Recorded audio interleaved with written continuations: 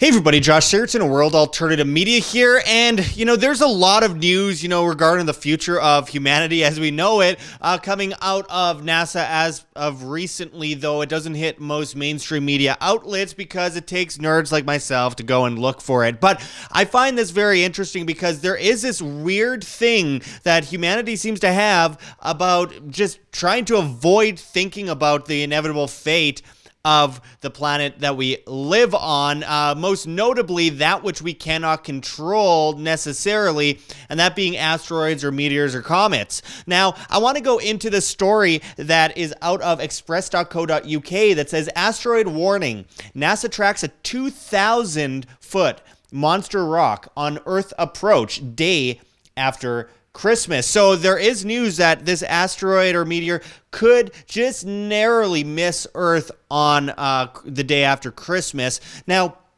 there's a margin of error that always makes someone go, maybe something worse is going to happen. We hear stories nonstop about a meteor that might end the world in the next week, and most of us go, because there's nothing we can really do about it. But what I'm going to get into later in this video, utilizing historic examples, is there are things we can do about it, and we should be paying attention to this news. It's not all fear-mongering, though it does sell news to fear-monger. There's a lot more to this, and it actually could have a positive effect to it.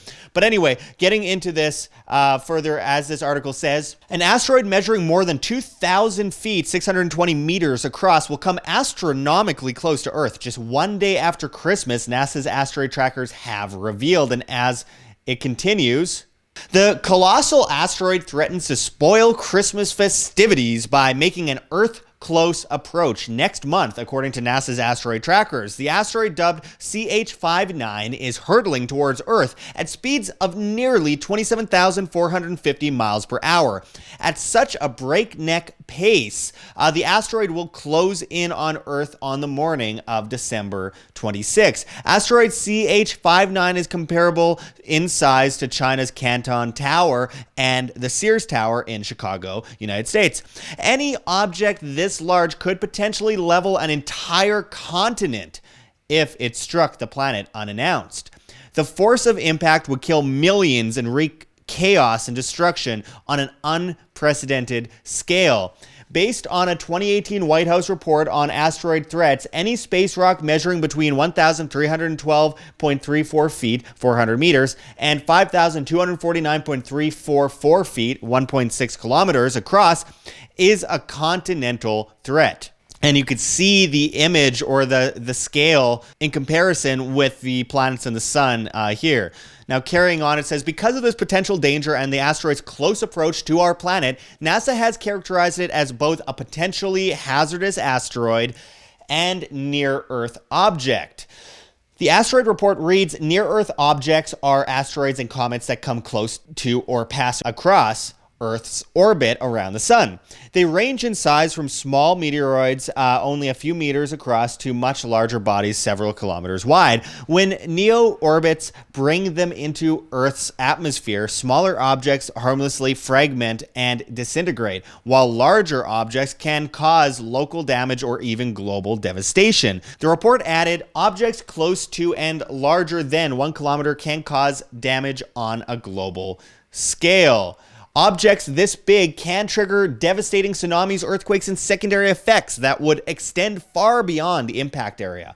About 66 million years ago, an asteroid measuring about 6 miles, 10 kilometers, is believed to have wiped out the dinosaurs and 2/3 of all life on Earth.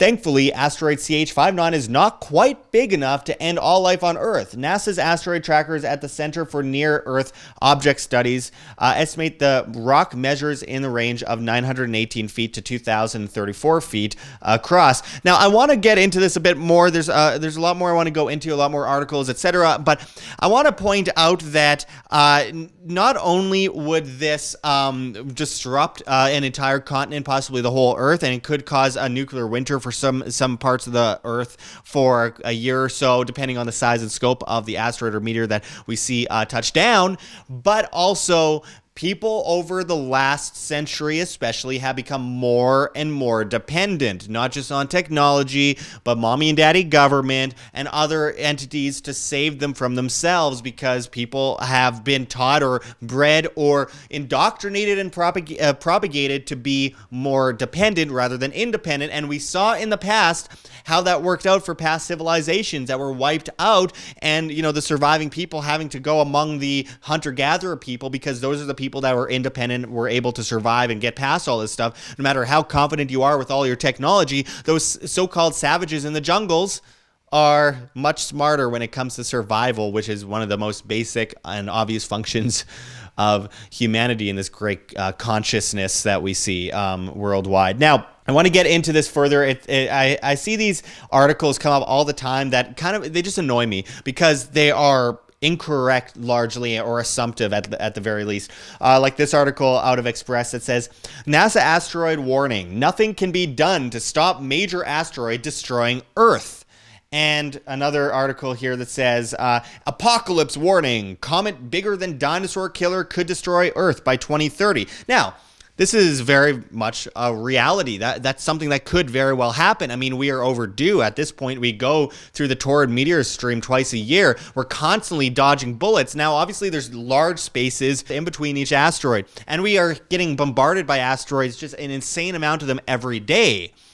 However, there are those that are within the torrid meteor stream that we've been hit by before, pieces or fragments, or maybe the larger version of the smaller asteroids that hit us and basically wiped out life on Earth. I'll get more into that in a moment, but this notion that nothing can be done is really frustrating, because we are seeing somewhat of an increase lately, and we are seeing things like, we remember 2013, the Chelyabinsk meteor that went over Russia and luckily exploded in the air pretty far from major civilizations, but it broke a lot of windows. It shined brighter than the sun in its explosion. You could see the video, and obviously that was a warning call, but people don't take warnings seriously, because everyone's so bombarded by fear-mongering and nonsense all the time in the media that people just start to just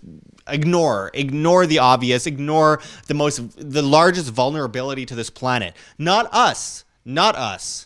What is in outer space? What has destroyed humanity, or most of humanity, before?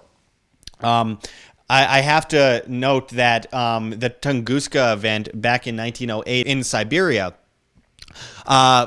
flattened trees that were still flattened decades later. No plants will grow in the space anymore. It exploded in the air, and as this BBC Earth article says, in Siberia in 1908, a huge explosion came out of nowhere. Over 100 years after the most powerful explosion in documented history, researchers are still trying to figure out exactly what happened. Well, it's pretty obvious what happened, as it says here. On June 30th, 1908, an explosion ripped through the air above remote forests in Siberia near the Podkamennaya Tunguska River. The fireball is believed to have been 50 to 100 meters wide. It depleted 2,000 square kilometers of the taiga forest in the area, flattening about 80 million trees. The earth trembled, windows smashed in the nearest town over 35 miles away. Residents there even felt heat from the blast, and some were blown off their feet. The crash was followed by a noise like stones falling from the sky or guns firing. Now, people forget about this because it was over 100 years ago, it was over 110 years ago. But if that were to happen, or the Russian burst in the sky that I was just previously talking about were to happen, for example, over a city like New York, millions would die like that. I'm not trying to scare people. I'm trying to deliver the reality. And you can't forget how this impacted Earth in the past. We have to remember what the recent news that came out about last year. We did a report on it, that the Greenland crater renewed the debate over an ancient climate mystery, and it was about the Hiawatha crater in Greenland that was found that was as much as 45 million times the size of the atom bomb that struck Hiroshima. Just considering that wiped out everything within a 1 mile radius around the blast, consider what the impact in Greenland did all those years ago. Well, we know because for years it was debated regarding the cataclysm that happened around that period of time, around the Younger Dryas period, and how it impacted humanity, how it impacted animals. Well, 75% of all mammals in North America were wiped out just like that. Waters rose around the world, and it created a nuclear winter. There was fires raging all over the place as well. It dramatically changed the temperatures around the world just like that. And for years, it was all thought of as just theory, as all science is, originally. But we found that it likely wiped out civilization that might have been or may not have been, but probably was, as the evidence shows, more advanced than we realize, and basically set people back to the Stone Age.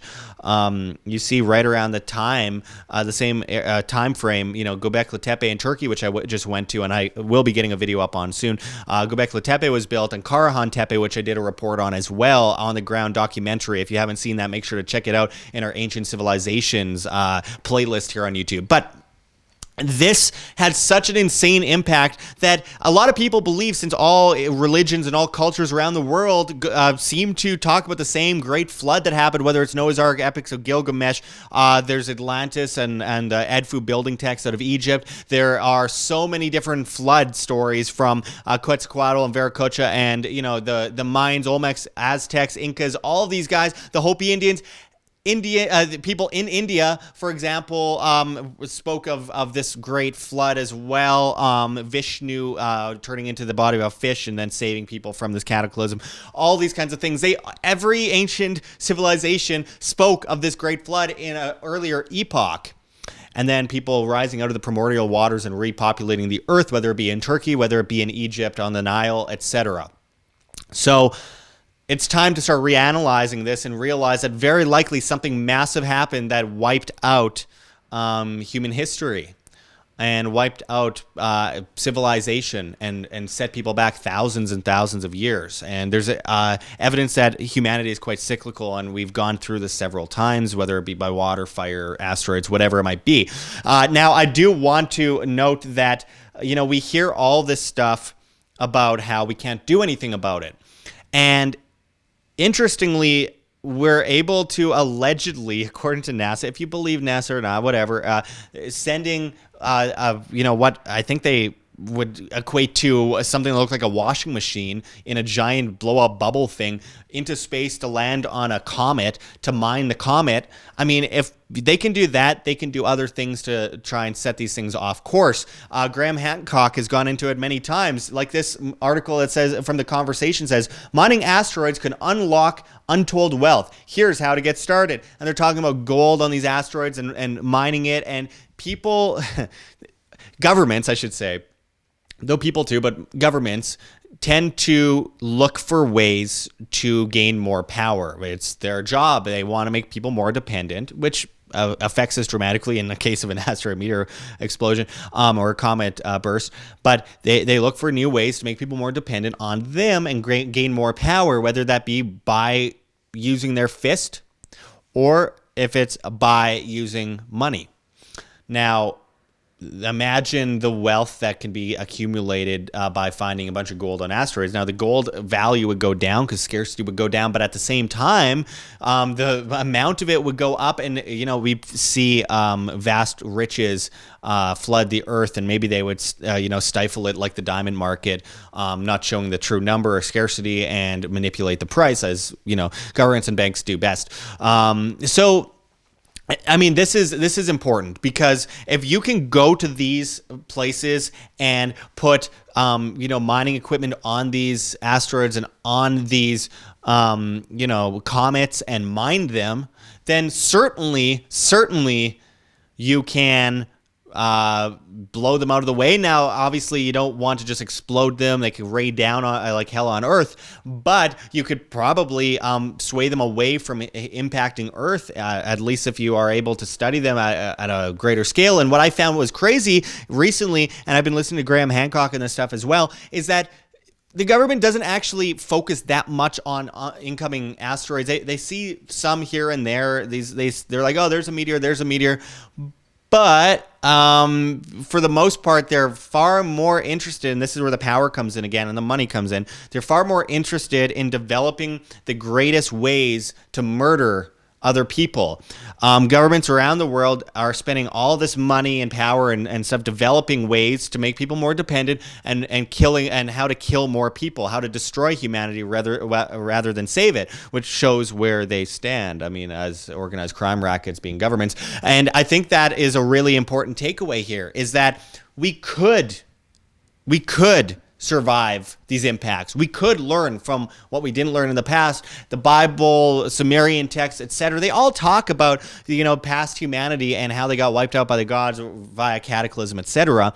Because they believed that they were their own gods. They became divisive. They became violent. They became so loud that the gods couldn't sleep, and the gods came out and destroyed humanity because they wanted to sleep. But a couple got saved, and they spread on the seed of humanity and started over again, etc. We've heard those stories. Almost every ancient civilization talks about it. Maybe for once we could learn from the mistakes of the past civilizations. What are we on? Which civilization are we on? 2, 3, 4? Maybe it's time to learn from these impacts that science has proven have happened, that actually confirms so much of what different religions around the world have talked about. And maybe we should do something about that. I don't know, as individuals, free individuals, maybe we should develop to, destroy these things that impede on our ability to survive as a species, that might come down and rain hell on Earth and destroy all of us and kill millions, if not billions and billions and billions of people. Maybe we should just learn about that instead of distracting ourselves with ways to build weaponry to best kill each other. Oh, well, we got the newest, strongest bomb. The United States versus Russia, atom bombs. And, Russia has a Tsar Bomba. And imagine what they have now that is completely classified. We need to stop focusing on killing each other and start focusing on saving humanity. It sounds crazy, right? But it seems pretty obvious all the same. And not enough people are talking about it. And people aren't examining this stuff. And it's about time we start. Because Earth is at risk, and I mean, it could happen at any time. It's the mathematical odds are all in the air. I mean, it's just as likely that it'll happen today as 5,000 years from now or 100,000 years from now. But it'll happen, and maybe, just maybe, we should focus on not repeating history again to the detriment of human civilization. Anyway, that'll conclude that. Hopefully everything works out on December 26th and we get into the next decade. And oh man, but then again, if that asteroid could just focus on the U.S. elections, I'm just saying. Anyway, I appreciate everyone joining us. We'll be back to you guys with much more. Check out our Ancient Civilization playlist here on YouTube. We got a lot of videos on all these different subjects, as well as documentaries. I went to the reshot structure in Mauritania. I've been to Turkey on the Syrian border. I still got a bunch of videos coming out on that, and videos coming out of Italy, all that kind of stuff. And I really thank the donors who sent me to these places. It really means a lot. I really enjoy going to crazy places and exploring and investigating the histories of human civilization and what we can do and what we can learn from it. We need to know the information first in order to learn about it. So anyway, YouTube is on December 10th changing their terms of service, and it's very likely that they'll be shutting us down and demonetizing us, if not deleting us, among millions of other channels, whether it just be us or gamers or makeup artists or, kid toy reviews and stuff like that, utilizing COPPA legislation and raining down terror like these asteroids on YouTubers and creators. So we need you. We need you to help us out in any way you can. And so check out the links below. Patreon, Subscribestar. We need to raise another $1,192 in monthly subscriptions by January 1st to survive as a media. If we can't raise that money, we're going under, and it's going to be really hard to produce videos 18 hours a day, every day, from a sleeping bag in a back alley. So I really hope people help out any way they can. Let's save independent media. Let's save free information, and let's keep calling out the truths and demanding answers rather than being indoctrinated like a bunch of sheep on a farm by these massive establishment media outlets that are probably just repeating propaganda word for word from the governments and banks around the world. So anyway, I appreciate you joining us. Until next time, this is Josh Sigurdson signing out from World Alternative Media. Find the truth, be the change. Like what you see here, Wham! Don't forget to check the links below. GoFundMe, Patreon. We cannot do it without you guys. Every donation is extremely, extremely appreciated as we're getting incredibly shadow banned. We've lost 80% of our audience since January of 2019 and counting. They are ripping us apart here on YouTube, and the only thing we could do in the meantime as we prepare for the next big step is to ask for help from the viewers that support our free information that we try to post on a daily basis. You can also find us on Subscribestar, where just $1 a month, that's all it takes, $1 a month is all it takes to truly make a huge difference. If everyone gave $1 a month, it would change everything for independent media, and we could win this information war, and we can defeat the mainstream medias eventually. And of course, on Subscribestar, we post subscriber-only content that you'll only see on Subscribestar. So make sure to pledge there, become a patron. That makes a huge difference, guys. And also, don't forget to check out our Bitcoin address below in the comments and description, as well as on the screen for you to scan, if you please. And also, don't forget to subscribe to us on the alternatives. We will likely be deleted by YouTube in the next 2 years. It's already happening on a vast scale, so make sure to find us on float.app. That's flote.app. at Josh Sigurdson, as well as at Wham, W-A-M. Float.app is replacing every social media, and I mean, it's just incredible the opportunities it provides for not just creators, but for the average person who wants to get away from these nannies telling them what they can or cannot see. They plan to replace Facebook, Twitter, YouTube, Twitch, Tumblr, Reddit, and Patreon. You could subscribe to us on Float and pledge with cryptocurrency. It's really innovative. We are also on BitChute at World Alternative Media, as well as so many others, Minds, PocketNet. You can find us at World Alternative Media on Instagram. There's many options. And finally, don't forget to join us at Anarchapulco 2020, the famous event, the best liberty event known to mankind, other than perhaps Anarcho Vegas 2020. There are 2 major events coming up that we are extremely excited about, and you can use promo code WHAM, that's W-A-M, and save 10% on your tickets to these legendary conferences. There's so many amazing people speaking there. You won't want to miss it. So make sure to support in any way you can, even if it's just sharing our videos, pressing like, pressing to be notified. Anything helps, folks. You are the change you wish to see. Thanks for watching, everyone. And until next time, this is Josh Sigurdson signing out from World Alternative Media. Find the truth, be the change.